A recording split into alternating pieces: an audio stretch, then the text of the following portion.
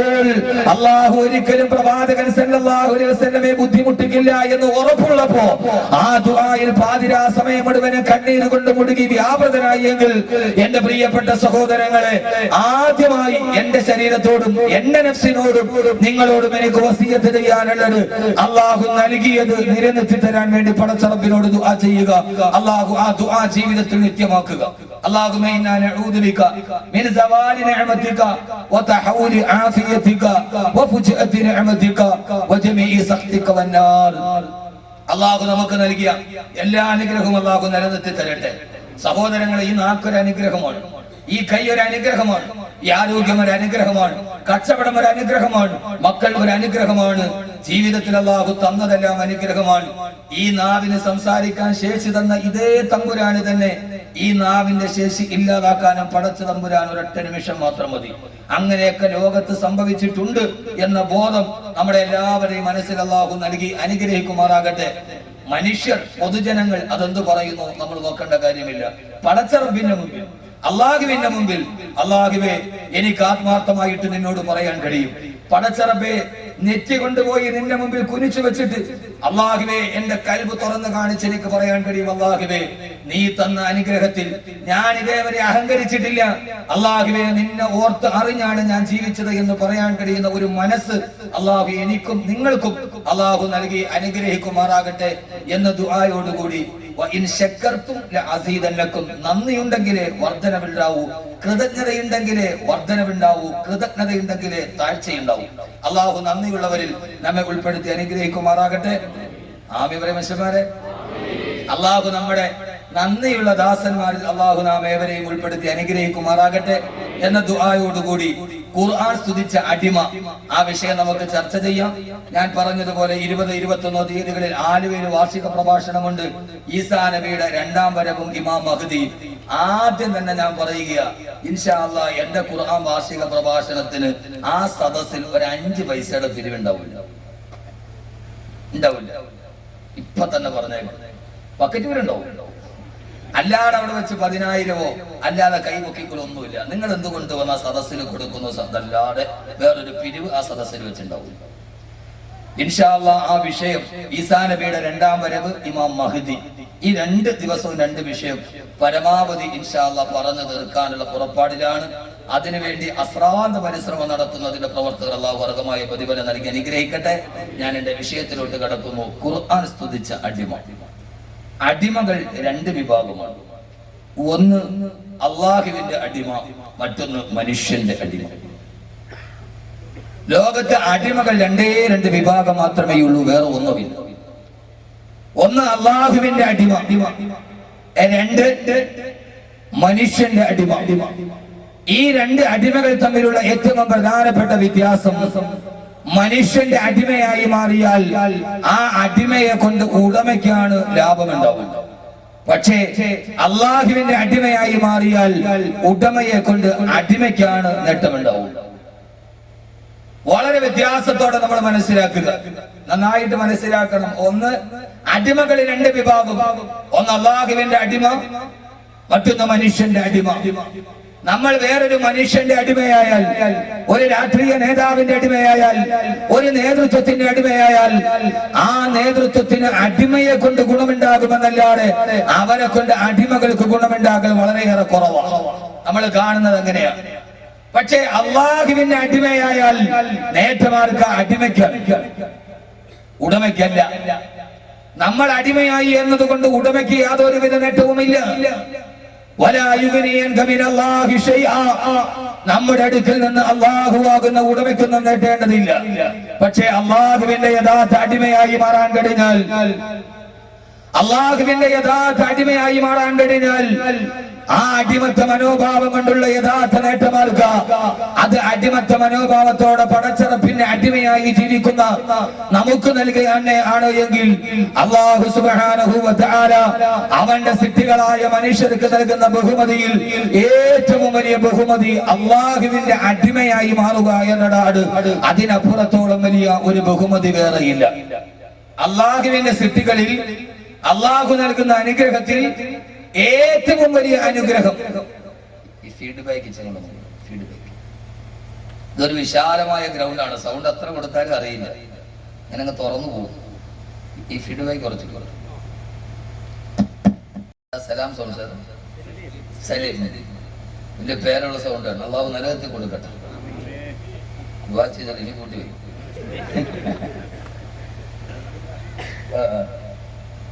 അല്ലാഹു സുബ്ഹാനഹു വ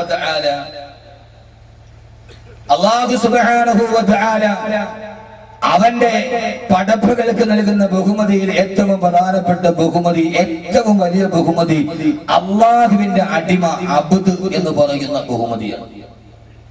റസൂലാണോ, നബിയാണോ, അബ്ദാണോ, അടിമയാണോ അള്ളാഹുവിന് ഏറ്റവും ഇഷ്ടപ്പെട്ട ബഹുമതി? ഏറ്റവും ഇഷ്ടപ്പെട്ട ബഹുമതി ഒരു മനുഷ്യൻ അള്ളാഹു നൽകുന്ന പ്രധാനപ്പെട്ട ബഹുമതി റസൂലാവുക, നബിയാവുക, അടിമയാവുക. ഇതിൽ ഏറ്റവും വലിയ ഏറ്റവും പ്രധാനപ്പെട്ട അനുഗ്രഹം ഏതാണ്? അതറിയണമെങ്കിൽ നമ്മൾ ചോദിക്കേണ്ടത് ആദരവായ പ്രവാചകൻ നബി മുഹമ്മദ് മുസ്തഫ, ആദരവായ പ്രവാചകൻ നബി മുഹമ്മദ് മുസ്തഫ അള്ളാഹുവിന്റെ റസൂലിന്റെ അടുക്കലേക്ക് വന്ന് നബി അലൈഹി സ്വലാത്തു വസ്സലാം അള്ളാഹുവിന്റെ റസൂലിനോട് ചോദിച്ചു, അത്രേ അള്ളാഹുവിന്റെ തിരുദൂതരേ, യാ റസൂലല്ലാഹ്, അല്ലാഹു സുബ്ഹാനഹു വ തആല നിങ്ങൾക്ക് അനുവാദം നൽകിയിരിക്കുകയാ. അള്ളാഹുവിന്റെ റസൂലാകണോ, അള്ളാഹുവിന്റെ നബിയാകണോ, അതല്ല അള്ളാഹുവിന്റെ അബ്ദാകണോ, പ്രവാചകനാകണോ, നബിയാകണോ, അള്ളാഹുവിന്റെ അടിമയാകണോ? ഏത് ബഹുമതിയാണ് നബി അങ്ങേക്ക് വേണ്ടത്?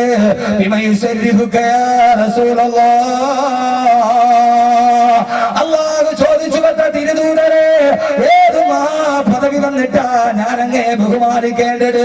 അഖില ലോക ബ്രഹ്മാണ്ഡ ഘടാകത്തെ സൃഷ്ടിക്കാൻ കാരണഭൂതരായ ഈ ലോകത്തിന്റെ സന്മാർഗത്തിന്റെ വെളിച്ചമായ അള്ളാഹുവിന്റെ റസൂലിനോടാണ് ചോദ്യം വരുന്നത്. നബിയെ, ഏത് ബഹുമതിയാണ് വേണ്ടത്?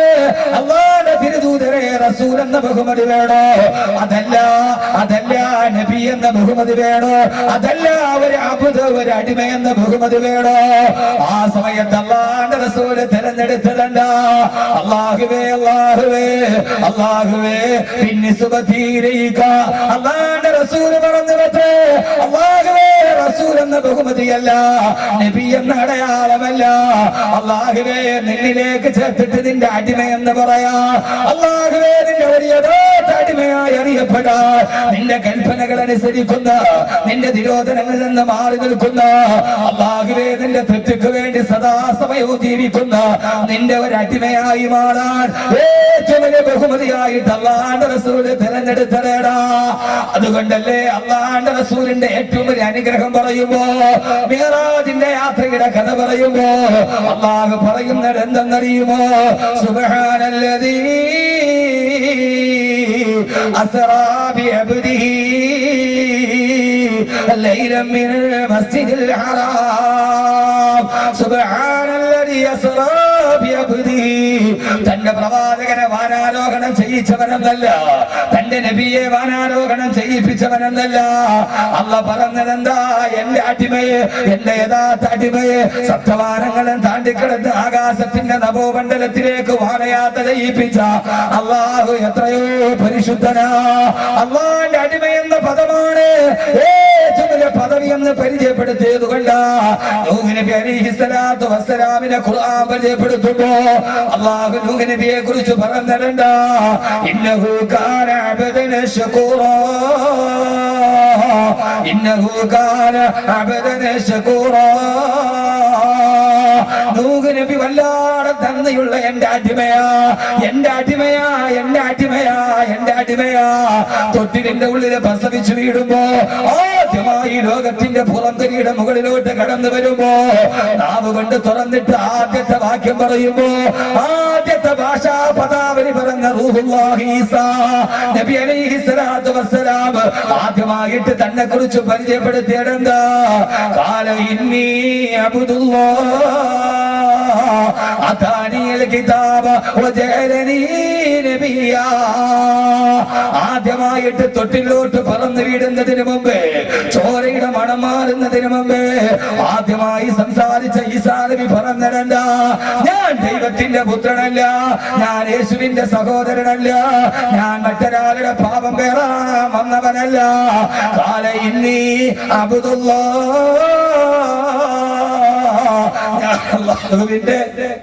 ഞാൻ അല്ലാഹുവിന്റെ ഒരടിമയാണ്, ഞാനൊരടിമയാണ്. എല്ലാവരെയും പോലെ ഞാനും ഒരടിമത്ത മനോഭാവമുള്ളവരാണെന്ന് എന്റെ പ്രിയപ്പെട്ട സഹോദരങ്ങള്.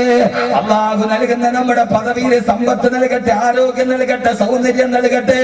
ഏത് കിട്ടിയാലും ഈ ദുനിയാവിന് കിട്ടുന്ന ഏറ്റവും വലിയ ബഹുമതിയാടാ. അതുകൊണ്ടല്ലേ ബഹുമാനപ്പെട്ട പ്രവാചകന്മാര് ദുആ ചെയ്തപ്പോ അല്ലാഹുവേ അധികാരം വേണമെന്നല്ല, സമ്പത്ത് വേണമെന്നല്ല, സൗന്ദര്യം വേണമെന്നല്ല, അല്ലാഹുവേ വഅദ്ഖിൽനീ ബിറഹ്മതിക ഫീ ഇബാദിക സാലിഹീൻ.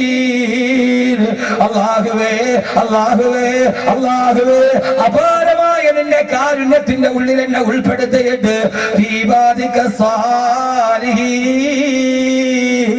നിന്റെ ഒരു സാലിഹായ അടിമയായി, നിന്റെ ഒരു യഥാർത്ഥ അടിമയായി, നിന്റെ മുമ്പിൽ തലകുനിക്കുന്ന അടിമയായി, നിന്നോട് യാചിക്കുന്ന, നിന്റെ മുമ്പിൽ കണ്ണുനീരിട്ട് വീഴുന്ന, നിന്റെ മുമ്പിൽ സമസ്തവും സമർപ്പിക്കുന്ന ഒരടിമയെന്ന പദവി ലഭിച്ചാൽ, ഒരടിമയെന്ന പദവി ലഭിച്ചാൽ, ഒരടിമയെന്ന പദവി ലഭിച്ചാൽ, അതുകൊണ്ടല്ലേ ഖാദിയാദ് റളിയല്ലാഹു തആല പാടിപ്പോയത് അല്ലാഹുവേ വമിമ്മാ സാദനി ശറഫൻ വതീഹാ വസിതു ബിഖമസയ്യത തുറയ്യാ ദഖൂലി തഹത قولك يا عبادي وأنا سيرت أحمد لي نبيا. അല്ലാഹുവേ ആകാശമണ്ഡലത്തിൽ തത്തിക്കളിക്കുന്ന പുഞ്ചിരി പൊടിക്കുന്ന കാർത്തിക നക്ഷത്രത്തെ എന്റെ കൈവെള്ളയിൽ എടുത്തു തരാമെന്ന് ഒരാൾ എന്നോട് പറഞ്ഞ, ആകാശത്തിന് മിന്നിത്തിളങ്ങുന്ന തുറയ്യാ നക്ഷത്രം എന്റെ കൈവെള്ളയിൽ കിട്ടുന്നതിനേക്കാൾ അല്ലാഹുവേ എനിക്ക് ഇഷ്ടമേടെന്നറിയോ? അദ്ഖൂലി തഹത ഖൗലിക യാ ഇബാദി, യാ ഇബാദി, എന്റെ അടിമകളെ, എന്റെ അടിമകളെ, എന്റെ അടിമകളെ എന്ന് പടച്ചറപ്പേ നീ വിളിക്കുമ്പോ നിന്റെ ഒരടിമയായിട്ട് നിന്റെ വിളിക്കുള്ളിൽ ചേരാൻ നാളെ മഹിശറയിലെത്തുമ്പോ യാ ഇബാദി, എന്നെ അടിമകളെ എന്ന് വിളിക്കുമ്പോ ഓ സമയത്ത് അല്ലാഹുവേ മഹിശറയിൽ നിന്റെ ആലസ്യന്റെ തണല് കിട്ടുന്ന അടിമയാകാതെ അല്ലാഹുവേ എന്റെ പ്രിയപ്പെട്ട അടിമകളെ സ്വർഗത്തിലേക്ക് പൊക്കോ എന്ന് പറയുമ്പോ ആ സമയത്ത് നിന്റെ അടിമകളുടെ കൂട്ടത്തിൽ സ്വർഗത്തിലേക്ക് പോകാൻ എനിക്ക് കഴിഞ്ഞ, അതാണ് എന്റെ ജീവിതത്തിന്റെ ഏറ്റവും വലിയ അനുഗ്രഹം എന്ന് പറഞ്ഞു ബഹുമാനപ്പെട്ട ഖാദി ഇയാദ് റളിയല്ലാഹു അൻഹു. ഒരു മനുഷ്യൻ, ഞാൻ നിങ്ങളും ജീവിതത്തിൽ ആഗ്രഹിക്കേണ്ട ഒരു പദവിയാണ് അല്ലാഹുവിന്റെ അടിമയായി മാറുക. അല്ലാഹുവിന്റെ അടിമയായി മാറുക. അല്ലാഹു നമ്മളെ അടിമകളാക്കി തരട്ടെ. എന്താ മനുഷ്യന്മാരെ ആമേൻ പറയാത്ത? അടിമയാവാൻ ഇത്ര പാടാ? അല്ലാഹു നമ്മളെ അടിമകളാക്കി തരട്ടെ. എപ്പോഴും ഉടമയാവാനല്ല, നമുക്കൊരു വലിയ ആഗ്രഹം എപ്പോഴും ഉടമയാവാനാ. ഒരു നല്ല വീതിയുള്ള കരയുള്ള ഒരു പശമുഖ്യ മുണ്ടൊക്കെ ഇട്ട്, ഞാൻ എന്നെ തന്നെ പറയണത്, വേറെ ആരെ പറയണത്? വേറെ ആരെങ്കിലും പറയുമ്പോഴല്ലേ കുഴപ്പമില്ല, എന്നെ പറഞ്ഞാൽ കുഴപ്പമില്ലല്ലോ. നമുക്കെപ്പോഴും ഇഷ്ടം എന്താ? നല്ല വീതിയുള്ള കരയുള്ള പശയുള്ള മുണ്ടൊക്കെ മുക്കി അതൊക്കെ കഴിഞ്ഞിട്ട് ഒരു നല്ല പശയൊക്കെ കൊണ്ട് ഇച്ചിരി കതറ് കോട്ടനൊക്കെ ഇട്ട് വൈകുന്നേരം ആകുമ്പോൾ രാവിലെ ആകുമ്പോൾ നന്നായിട്ട് ഇങ്ങനെ ഇറങ്ങിയിട്ട് നമ്മുടെ പ്ലൈവുഡ് കമ്പനിയിൽ 10 ജോലിക്കാരുണ്ടെങ്കിൽ, അതല്ലെങ്കിൽ നമ്മുടെ കമ്പനിയിൽ 10 ജോലിക്കാരുണ്ടെങ്കിൽ കടന്നു പോകുന്ന വഴിയിൽ വരുമ്പോൾ തന്നെ അത്തറിന്റെ മണമടിക്കുമ്പോൾ ഗുഡ് മോർണിംഗ് സാർ അങ്ങനെ വിളിച്ച് ഒരു ഉടമയാകാൻ ഇഷ്ടമില്ലാത്തവരാരാ ഉള്ളത്? ഏതൊരാളെ കണ്ടാലും പറയും എന്താ ജോലി? ഒരു കമ്പനി നടത്താൻ 10-15 ജോലിക്കാരുണ്ട്. 10-15 ജോലിക്കാരുണ്ട് എന്ന് പറഞ്ഞാൽ അതിന്റെ അർത്ഥം എന്താ? ഞാൻ ആ 15 പേരുടെ ഉടമയാണെന്നാണ്. ഉടമയാകാൻ ആഗ്രഹിക്കാം, പക്ഷെ അടിമയാകാൻ ആഗ്രഹിക്കണം. അള്ളാഹുവിന്റെ അടിമയാകാൻ. അങ്ങനെ അള്ളാഹു ഒരു അടിമയെ പരിചയപ്പെടുത്തുന്നുണ്ട്. ഇൻഷാ അല്ലാഹ് അതാണ് നമ്മുടെ വിഷയം. അള്ളാഹു നമ്മൾ അങ്ങനെ ആക്കട്ടെ. അള്ളാഹു നമ്മൾ അങ്ങനെ ആക്കട്ടെ. എന്താ ആമീൻ ഇല്ലാത്തത്? കണ്ടന്തരക്കാരെ ആമീൻ ഇല്ലാത്തത് എന്താ? കേരളത്തിൽ ഒരു വലിയ പെരുന്നാൾ 200 പോത്ത് നടക്കുന്ന സ്ഥലമുണ്ടെങ്കിൽ അത് കണ്ടന്തറയാണ്. അള്ളാഹു നിലനിർത്തി കൊടുക്കട്ടെ, നീ വർദ്ധിപ്പിച്ചു കൊടുക്കട്ടെ. കണ്ടന്തര കേരളത്തിൽ 200-ലധികം പോത്തുകൾ ഇറക്കുന്ന ഒരു സ്ഥലമുണ്ടെങ്കിൽ ഇത് കണ്ടന്തറയാ. അള്ളാഹു ആ ഒരു മനസ്ഥിതി അള്ളാഹു നിലനിർത്തി കൊടുക്കട്ടെ. ഏതുകൊണ്ടും വിഭവശേഷി കൊണ്ടും സാമ്പത്തിക ശേഷി കൊണ്ടും അള്ളാഹു നന്നായിട്ട് അനുഗ്രഹിച്ച ഒരു മഹല്ലാണ് ഈ മഹല്ല്. അള്ളാഹു അതിനെ നിലനിർത്തി കൊടുക്കുമാറാകട്ടെ. അള്ളാഹു ഈ മഹല്ലിലെ ജനങ്ങളെ അള്ളാഹു സ്വീകരിക്കുമാറാകട്ടെ. ഇവിടെ എത്തിയ എല്ലാവർക്കും അള്ളാഹു അനുഗ്രഹം നൽകി അള്ളാഹു ജീവിതത്തിൽ നിലനിർത്തുമാറാകട്ടെ. എന്റെ പ്രിയപ്പെട്ട സഹോദരങ്ങളെ, എല്ലാം കയ്യിൽ കിട്ടുമ്പോ ദുനിയാവുണ്ടാവും, സമ്പത്തുണ്ടാവും. പക്ഷെ ആ സമ്പത്ത് നാളെ നിലനിൽക്കണമെന്നില്ലല്ലോ. ആ സമ്പത്ത് നാളെ നിലനിൽക്കണമെന്നില്ലല്ലോ. ഖുലില്ലാഹുമ്മ മാലികൽ മുൽകി തുഅ്തിൽ മുൽക മൻ തശാഉ വതൻസിഉൽ മുൽക മിമ്മൻ തശാഉ വതുഇസ്സു മൻ തശാഉ വതുദില്ലു മൻ തശാഉ ബിയദികൽ ഖൈർ ഇന്നക അലാ കുല്ലി ഷൈഇൻ ഖദീർ. അല്ലാഹു തന്നെ പഠിപ്പിച്ചതെന്താ? ഖുൽ, ഓ നബിയെ പറഞ്ഞു കൊടുക്കുക, ഓ നബിയെ പറഞ്ഞു കൊടുക്കുക. എപ്പോഴും പറയണം അല്ലാഹുമ്മ മാലികൽ മുൽകി തുഅ്തിൽ മുൽക മൻ തശാഉ. എല്ലാ അധികാരത്തിന്റെയും ഉടമസ്ഥനായ തമ്പുരാനെ, അധികാരം നീ ആഗ്രഹിക്കുന്ന കയ്യിൽ വെച്ച് കൊടുക്കുന്നവനാണ്. ആഗ്രഹിക്കുന്നവരെ കയ്യിൽ നിന്ന് ഒരൊറ്റ നിമിഷം കൊണ്ട് നീ അത് ഊരിയെടുക്കുന്നവനാ റബ്ബേ. അല്ലാഹുവേ, അധികാരം നിലനിൽക്കുന്നതല്ല.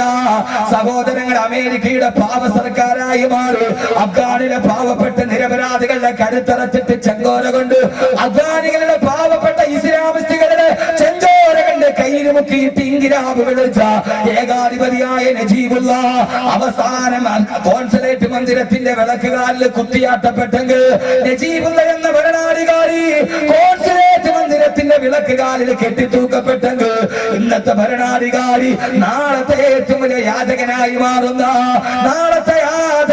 മാറുന്ന 48 വർഷക്കാലം ഈജിപ്തിനെ അടക്കി ഭരിച്ചിട്ട് ഒരു ജൂതപ്പെണ്ണിന്റെ ചൂടും അനുഭവിച്ച ഹുസ്നി മുബാറക്ക് അവസാന സ്ഥാനപട്ടനാക്കപ്പെട്ടെങ്കിൽ അല്ലാഹു പറയുകയാണ് മനുഷ്യ അല്ലാഹു തന്ന സമ്പത്ത് വേണ്ടതുപോലെ വിനിയോഗിക്കില്ലെങ്കിൽ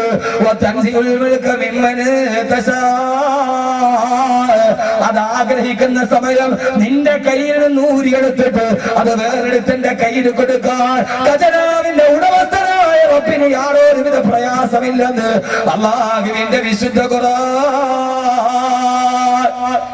കണ്ടെന്നിരിക്കും ജനത്തിനെ കണ്ടില്ലെന്ന് നടിക്കുന്നതുമ്പവാൻ, 2-4 ദിനം കൊണ്ടൊരുവനെ തണ്ടിലേറ്റ് നടത്തുന്നതുമ്പവാൻ, മാളിക മുകളേറിയ മണ്ണന്റെ തോളിൽ മാറാപ്പ് കേറ്റുന്നതുമ്പവാൻ.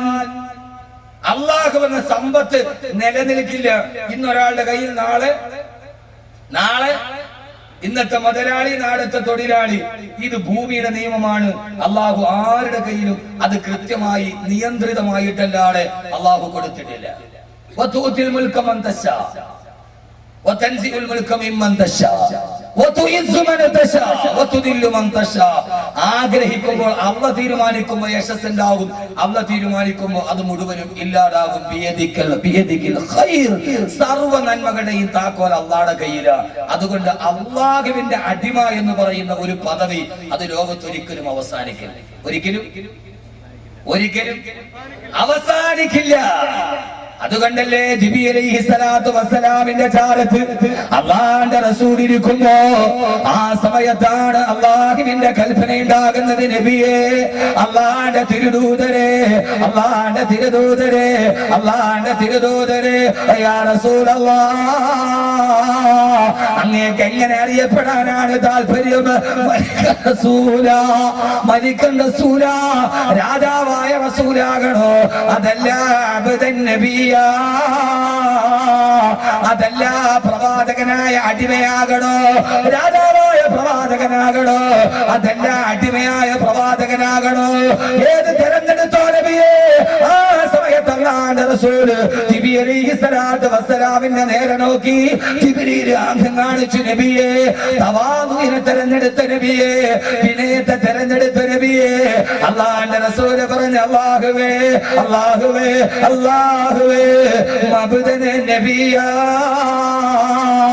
വിനീതനായ ഒരു പാവപ്പെട്ട ദാസനായി അറിയപ്പെടാനാണ് എനിക്ക് ആഗ്രഹമെന്ന് പറഞ്ഞു.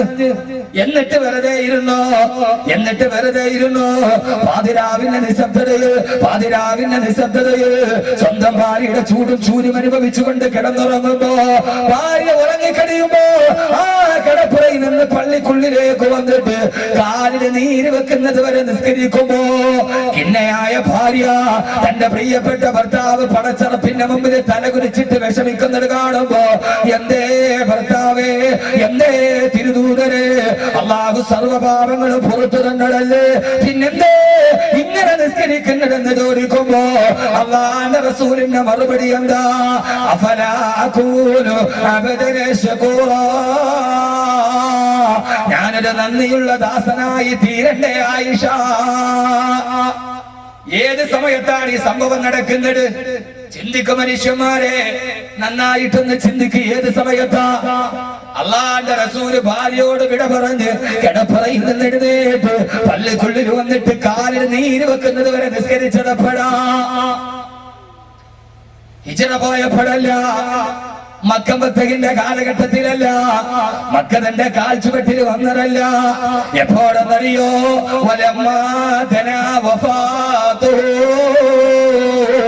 അല്ലാഹുവിന്റെ റസൂലിന്റെ വഫാത്ത് എടുക്കുമ്പോ, അല്ലാഹുവിന്റെ മുമ്പിലേക്ക് പോകേണ്ട സമയമാകുമ്പോ രാത്രിയിൽ കിടന്നിട്ട് ഉറക്കം വരുന്നില്ല.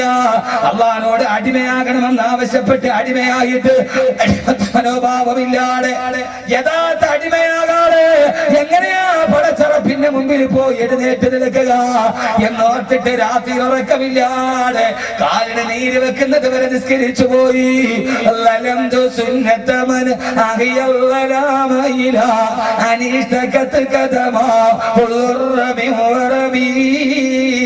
മൗലായ സല്ലി വസൽ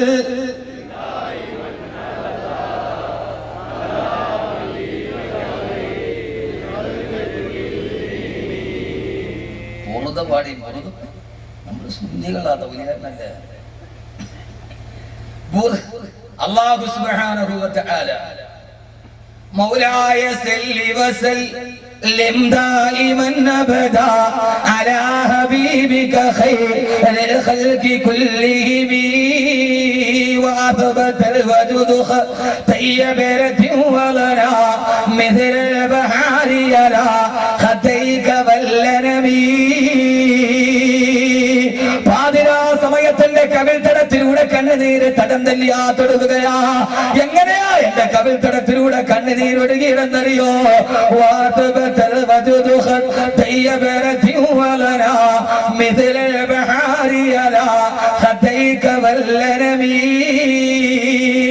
കടലിലെ തിരമാല പോലെ എന്റെ കവിളിലൂടെ കണ്ണുനീര് തടം തല്ലിയാ തൊടുക. എപ്പോഴെന്നറിയോ? സിറാത്തിനെ ഓർമ്മ വന്നപ്പോ, ഓർമ്മ വന്നപ്പോ, പടച്ചറപ്പിന്റെ മുമ്പിൽ നിൽക്കുന്ന ഓർമ്മ വന്നപ്പോ, കബറിൽ കിടക്കേണ്ട അവസ്ഥ ഓർമ്മ വന്നപ്പോ, നാളത്തെ ജീവിതത്തിന്റെ ആകസ്മികത ഓർമ്മ വന്നപ്പോ എനിക്ക് സഹിക്കാൻ കഴിഞ്ഞില്ല. സമയത്ത് എഴുന്നേറ്റ് നിന്നിട്ട് എന്റെ കവിൽ തടത്തിലൂടെ കണ്ണുനീരിന്റെ ചാലിട്ടൊരുകി.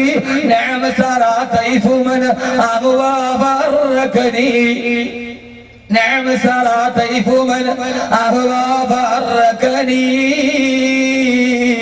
والحب يعترض اللذات بالعلم.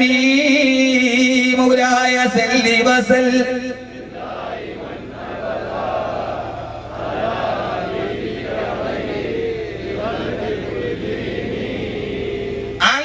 കണ്ണുനീരൊഴുക്കി അല്ലാഹുവിന്റെ റസൂൽ കാല് നീര് വെക്കുന്നത് വരെ റസൂലുള്ളാഹി നിന്ന് നിസ്കരിച്ചു. നമ്മൾ പറയാറുണ്ട് എപ്പോഴാ? ആ സന്ദർഭമേടാ?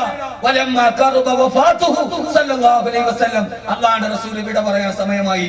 അല്ലാഹുവേ, നീ എന്നോട് അടിമയാകണമെന്ന് ചോദിച്ചപ്പോ അടിമയാകണമെന്ന് പറഞ്ഞവനാണ് ഞാൻ. അല്ലാഹുവേ, എനിക്ക് നാളെ ഒരു അടിമയായി, അടിമകൾക്കാണ് നാളെ ഉടമയുടെ സമ്മാനം കിട്ടുക. അല്ലാഹു സമ്മാനം വാങ്ങിക്കുന്ന യഥാർത്ഥ അടിമകളിൽ അല്ലാഹു നമ്മൾ ഉൾപ്പെടുത്തി അനുഗ്രഹിക്കട്ടെ. അങ്ങനെ രണ്ട് അടിമകളുടെ കഥ അല്ലാഹു ഖുർആനിൽ പറയുന്നുണ്ട്. ഖുർആൻ സ്തുതിച്ച അടിമ എന്ത് അടിമയാകണം? അല്ലാഹു സുബ്ഹാനഹു വ തആല 3 അടിമകളെ അല്ലാഹുവിന്റെ ഖുർആൻ പറയുന്നുണ്ട്. ഒന്ന്, അങ്ങനെ ഒരു അടിമയെ നമ്മൾ പരിചയപ്പെടുകയാണ്. അല്ലാഹു അങ്ങനെ ആക്കി തരട്ടെ. ഞാനൊരു അടിമ എന്ന് പരിചയപ്പെടും. ഖുർആൻ പറഞ്ഞ അടിമയാണ്. ഒരു ആയത്തിറങ്ങിയത് ആ അടിമയെ കുറിച്ച് പറയാനാണ്. സൂറത്തുൻ നഹൽ. അല്ലാഹു സുബ്ഹാനഹു വ തആല അങ്ങനെ ആക്കി തരട്ടെ. ضرب الله مثلا عبدا مملوكا لا يقدر على شيء وهو كل على مولاه أينما يوجهه لا يأتي بخير ومن يأمر بالعدل وهو على صراط مستقيم. അല്ലാഹു പറയുകയാണ് ഒരടിമയെ അല്ലാഹു നിങ്ങളുടെ മുമ്പിൽ പരിചയപ്പെടുത്തി തരികയാ. പടച്ചറപ്പിന്റെ ഖുർആനാണ്, സൂറത്തുൻ നഹ്ലാണ്. അല്ലാഹു പറയുന്നത് നമ്മളെ കുറിച്ചാണ്. ചെറുപ്പക്കാരാ, ഒരടിമയെ പടച്ചറപ്പ് നിങ്ങളുടെ മുമ്പിൽ പരിചയപ്പെടുത്തി തരികയാ. അവൻ ആരെന്നറിയോ? വഹുവ കല്ലുന അലാ മൗലാ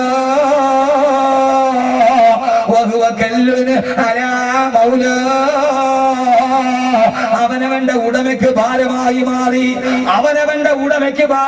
മാറി. ഉടമയ്ക്ക് ഭാരമായ അടിമ. എന്റെ ശബ്ദം കേൾക്കാൻ ഇവിടെ തടിച്ചുകൂടിയ എന്റെ പ്രിയപ്പെട്ട ചെറുപ്പക്കാരി, അല്ലാഹു പറയുകയാണ്, അവൻ ഈ ഭൂമിയിൽ ജീവിച്ച എന്റെ അടിമയാണ്. പക്ഷേ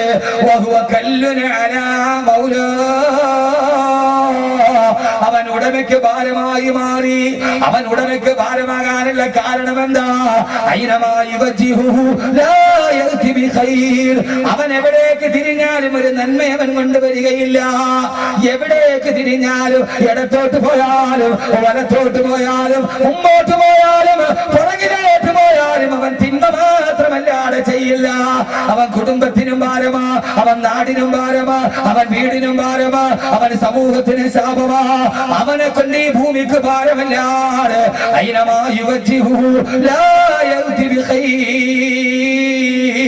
എന്റെ പ്രിയപ്പെട്ട സഹോദരങ്ങളെ, ആവർത്തിച്ച് ഞാൻ ഓർമ്മിപ്പിക്കുകയാണ്, അങ്ങനെ ഒരു അടിമയാകല്ലേ, ഉടമയ്ക്ക് ഭാരമായ അടിമയാകല്ലേ. ഏത് അടിമയാണ് ഉടമയ്ക്ക് ഭാരമായി മാറുക? ആ സമയത്തല്ലേ ദുബൈയിൽ ധാരാളം ഡോളറുകളും ദിർഹമുകളും വാങ്ങിച്ചവരില്ലേ?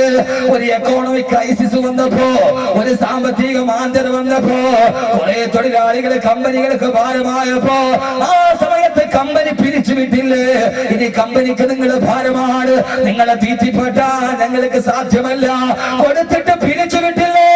അല്ലാഹു പറയുകയാണ്, ഈ അടിമകൾ എനിക്ക് ഭാരമായി മാറിയ, പടച്ചറപ്പിന് നമ്മുടെ ഭാരമായി മാറിയ, പങ്ക് വിളിച്ചാൽ നിസ്കരിക്കുകയില്ല, റമദാനിന് നോമ്പ് പിടിക്കുകയില്ല, സാമ്പത്തികം കിട്ടിയാൽ സദഖ ചെയ്യുകയില്ല. എല്ലാം എനിക്ക് വേണ്ടി, എല്ലാം എനിക്ക് വേണ്ടി, എല്ലാം എനിക്ക് വേണ്ടി, എനിക്ക് വേണ്ടി. പടച്ചറപ്പ് കുറഞ്ഞ ഒരു കാര്യം ചെയ്യാതെ ആരെങ്കിലും ഉടമയ്ക്ക് ഭാരമാകുന്ന അടിമയായി മാറിയാൽ അവനെ പിന്നീട് ഉടമ ചെയ്യുന്നിടണ്ട, അവനെ അല്ലാഹു ഡിസ്മിസ് ചെയ്യുമെന്ന് അല്ലാഹുവിന്റെ വിശുദ്ധ ഖുർആൻ ഉടമയ്ക്ക് ഭാരമായ അടിമകളെ കുറിച്ചിട്ടാണ് അല്ലാഹുവിന്റെ ഖുർആനിൽ അല്ലാഹു പറഞ്ഞത്. അലം തറ കൈഫ ഫഅല റബ്ബുക ബിആദ് ഇറമദാത്തിൽ ഇമാദില്ലതി ലം യഖ്ലഖ മിഥ്ലുഹാ ഫിൽ ബിലാദ് وثمود الذين جابوا الصخر بالواد وفرعون ذي الأوتاد الذين طغوا في البلاد فكثروا فيها الفساد. തമൂദ് ഗോത്രത്തെ കണ്ടോ? അവനും എന്റെ അടിമയാ. ആദ് ഗോത്രത്തെ കണ്ടോ? അവനും എന്റെ അടിമയാ. ഫറോവയെ കണ്ടോ? അവനും എന്റെ അടിമയാ. പക്ഷേ ഈ ഭൂമിയിലെ ഒരു കുഴമ്പത്തിന്, ഇവിടത്തെ കുഴപ്പത്തിന് അവരുടെ പണം വിനിയോഗിച്ചപ്പോ അള്ള കൊടുത്ത പണമല്ലേ അത്? ചെമ്മണ്ണൂരിനാണെങ്കിലും ആലുക്കാണെങ്കിലും ലുലുവിനാണെങ്കിലും പണം കൊടുക്കുന്നതാരാ? പണം കൊടുക്കുന്നതാരാ? വലില്ലാഹി ഖസായിനുസ് സമാവാതി വൽ അർദ്. ആകാശ ഭൂമികളുടെ ഖജനാവിന്റെ താക്കോല് പടച്ചറപ്പിന്റെ കയ്യിലാ. ആർക്കാണോ പണം കൊടുത്തത് ആ പണം അവൻ ഫസാദിന് വേണ്ടി വിനിയോഗിച്ച, സ്വർണ്ണത്തിന്റെ ജുവലറി ഉദ്ഘാടനം ചെയ്യാൻ വേണ്ടി വന്ന കണ്ണൂരില് ഫുട്ബോളിന്റെ ദൈവം ഡീഗോ മറഡോണ 24 മിനിറ്റ് സ്റ്റേജിൽ നിന്നപ്പോ 6 കോടി രൂപയാ ചെലവാക്കപ്പെട്ടതെങ്കിൽ ഡീഗോ മറഡോണ എന്ന ഫുട്ബോളിന്റെ ദൈവം അവൻ ആകാശത്തിന്റെ ദൈവമല്ല, ഭൂമിയുടെ ദൈവമല്ല. ഫുട്ബോളിന്റെ ദൈവം 24 മിനിറ്റ് നിന്നപ്പോ 6 കോടി രൂപയാ ചെലവഴിക്കപ്പെട്ടതെങ്കിൽ അല്ല പറയുന്നു, എന്തേ സമൂതിനെ നിങ്ങൾ കണ്ടില്ല? കല്ലുനല മൗല, ഉടമയ്ക്ക് ഭാരമായി മാറും. ഉടമയ്ക്ക് ഭാരമായി മാറിയാൽ എന്താ മനുഷ്യന്മാരെ പേടിച്ചു പോയാ? എന്താ പേടിക്കണമല്ലോ. ഉടമയ്ക്ക് ഭാരമായി ഉടമ എന്ത് ചെയ്യും? സൗദി അറേബ്യക്ക് ഭാരമായി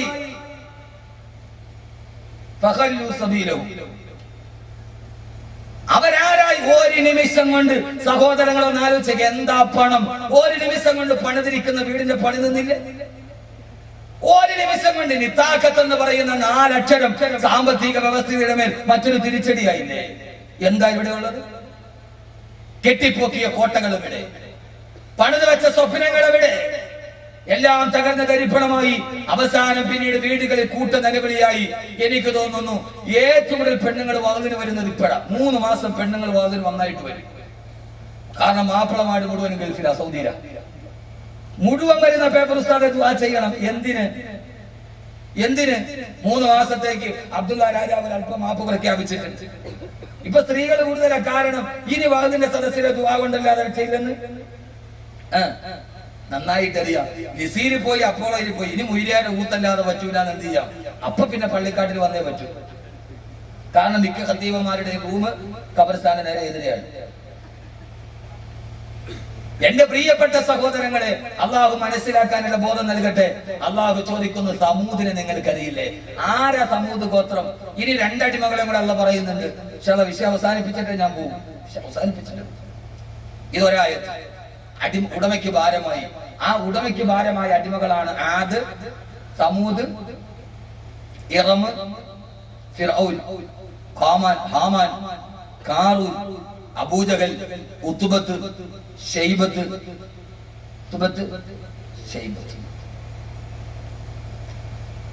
وثمود الذين جابوا الصخر بالواد.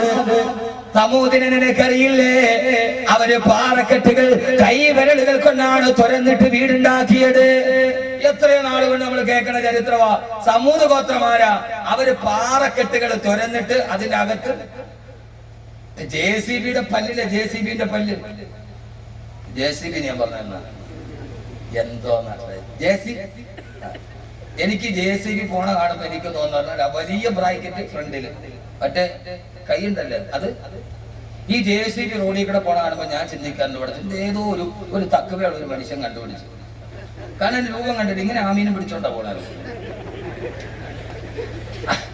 ആ ഫ്രണ്ട് ബക്കറ്റ് ഇങ്ങനെ പൊന്തിട്ട് എപ്പോഴും ഒരു ആമീൻ പിടിക്കുന്ന രൂപത്തിൽ എന്ത് ചെയ്യുക? പോകുക. എന്തേ ഞാൻ ചിന്തിക്കാറുണ്ട്. കാരണം എന്താണെന്നറിയോ? ഒരു പുതിയ സാധനം കണ്ടുപിടിക്കുമ്പോ അയാളുടെ വിശ്വാസം എന്താണോ അത് ആ കണ്ടുപിടിക്കുന്ന സാധനത്തെ പ്രതിഫലിക്കും. ഇല്ലേ? ദുബൈയില് ബുർജുൽ അറബ് ടവർ ഉണ്ട്. അതിന്റെ ഏറ്റവും മുകളിൽ ഒരു കുരിശിന്റെ അടയാളമുണ്ട്.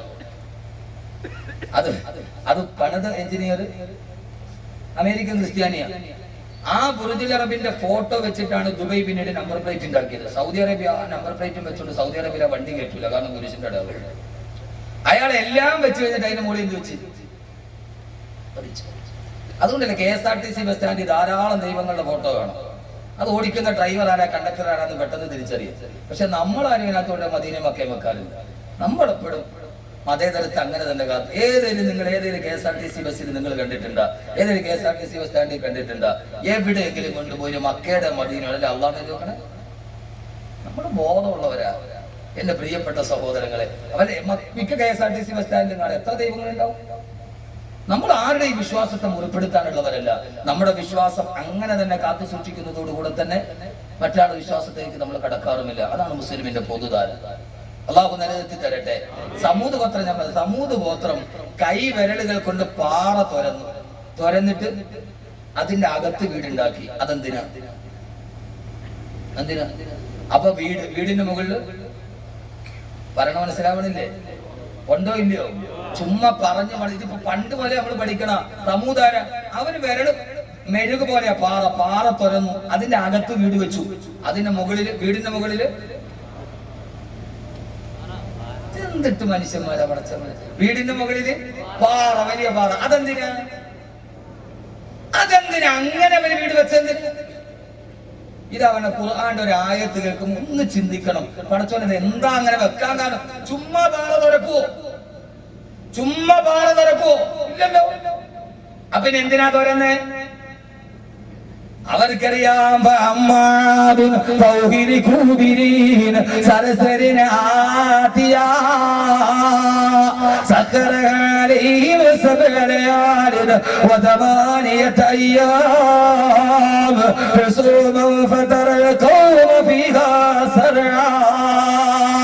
അവരുടെ മുൻഗാമികളായ സമൂഹം ആദുഗോത്രമാ. സമൂഹത്തിന് മുമ്പ് വന്ന ഗോത്രമല്ലേ ആദുഗോത്രം. ആദുഗോത്രത്തിനോട് ഹൂദ് നബി അലൈഹി സ്വലാത്തു വസ്സലാം പറഞ്ഞു, ആദേ, ഉടമയ്ക്ക് ഭാരമാകരുത്, അല്ലാഹുവിന്റെ കൽപ്പനകളെ തിരസ്കരിക്കരുത്, താന്തോന്നികളായിട്ട് നിങ്ങൾ ജീവിക്കരുത്. ആ സമയത്ത് ആദുഗോത്രം അതിനെ തള്ളിക്കളഞ്ഞപ്പോ അല്ലാഹു ആദുഗോത്രത്തെ നശിപ്പിച്ചത് എങ്ങനെയാ? സഖറഹാലൈഹിം സബഅലയാലിന വതമാനിയത അയ്യാം. 7 രാത്രിയും 8 പകല് നീണ്ടു നിന്ന പേമാരി തിമിർത്ത് പെയ്തു. ആകാശത്തൊരു മഴ പെയ്തപ്പോ 7 രാത്രിയും 8 പകല് നീണ്ടു നിന്ന മഴ പെയ്തപ്പോ ആ മഴയിൽ വീടുകൾ തകർന്നടിഞ്ഞിട്ട് ആദുഗോത്രക്കാര് നശിച്ചു പോയില്ലയോ? ചത്തുമരച്ചു പോയില്ലയോ? അവർക്ക് ശേഷമാണ് സമൂത് വരിക.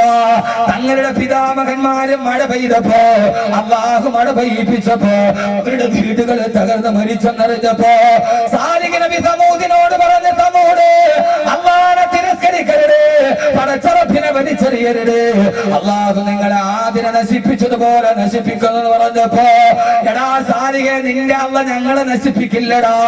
പാറ തുറന്നിട്ട് നിന്റെ ഉള്ളിൽ വീട് വെച്ചിട്ട് ആദിനെ നശിപ്പിച്ചതുപോലെ മഴ പെയ്താ, ആദിനെ നശിപ്പിച്ചതുപോലെ മഴ പെയ്താ ഞങ്ങളുടെ വീടുകളിൽ തകരില്ല സാലിഹേ.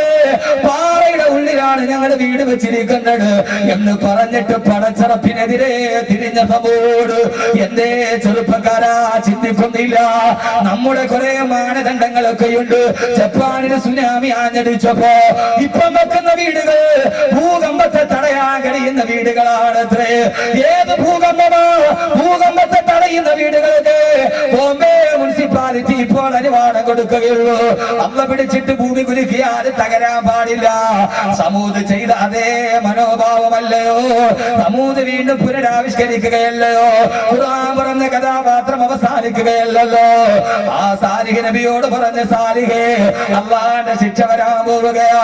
വീടിന്റെ ഉള്ളിൽ വാതിലടച്ചിരുന്നിട്ട് പാറക്കെട്ടിന്റെ ഉള്ളിൽ കയറിയിട്ട് പറഞ്ഞ, സാലിഹേ, ഉത്തിനാ ബിമാ തൈദുനാ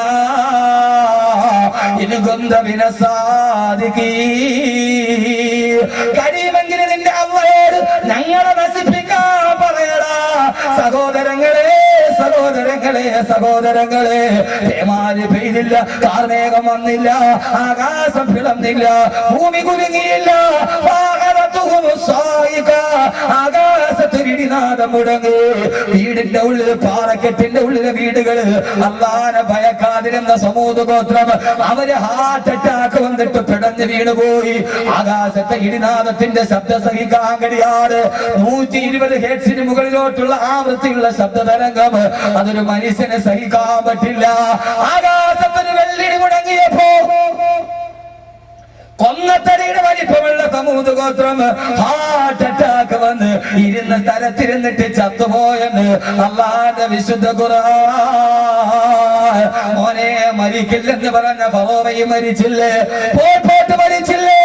ബോംബെയിലെ പാവപ്പെട്ട നിരപരാധികളുടെ റൂഹിനെ പിടിച്ചെടുക്കാൻ പറഞ്ഞ ബാൾട്ടാക്കറിയുടെ റൂഹ് പിടിക്കാനും അസ്രായീൽ വന്നില്ലയോ?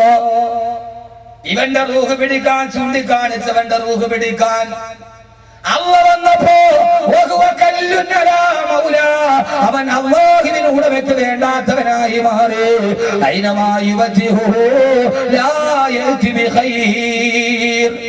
അവൻ എവിടോട്ട് തിരിഞ്ഞാലും നന്മ ചെയ്യില്ല.